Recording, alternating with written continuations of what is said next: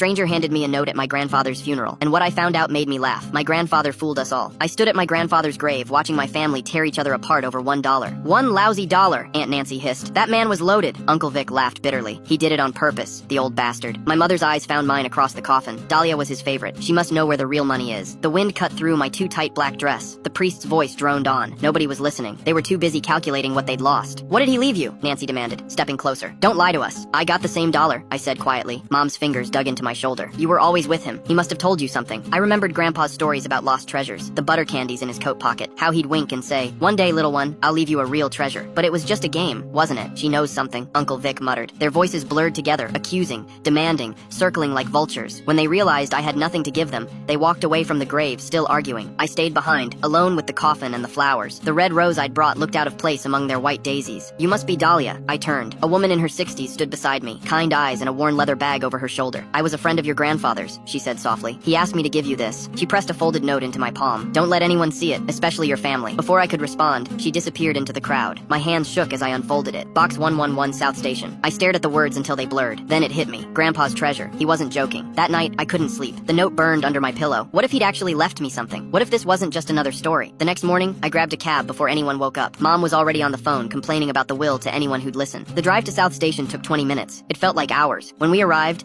I asked the driver to wait and walked inside. The station smelled like diesel and stale popcorn. Commuters rushed past me in every direction. I found the storage lockers against the far wall, rows of identical gray metal boxes. My eyes scanned the numbers until I found it. I peeled the key from the back of the note with trembling fingers and slid it into the lock. Click. Inside was a duffel bag. Old, faded, heavy. I pulled it out and unzipped it. Money. Stacks of it. $100 bills bundled tight. I couldn't breathe. My hands shook as I pulled out a bundle and counted. There had to be at least $150,000. And tucked inside was another note in Grandpa's handwriting. To my dear granddaughter, all I've saved is now yours. Take it and live free, little one. The rest of the family might not see your worth, but I always have. Tears burned my eyes. This wasn't just money. It was freedom. A way out. Grandpa knew. He knew how much I needed to escape them, and he'd made sure they'd never find it. I zipped the bag, slung it over my shoulder, and walked out into the morning sun. In the cab, I watched the city wake up through the window. For the first time in years, I felt light. I had options now. No more suffocating family dinners. No more being invisible. No more being the scapegoat. I could leave. Right now. The thought terrified and thrilled me at once. When the cab pulled up to my house, I made my decision. I pulled out my phone, booked a plane ticket to anywhere, and told the driver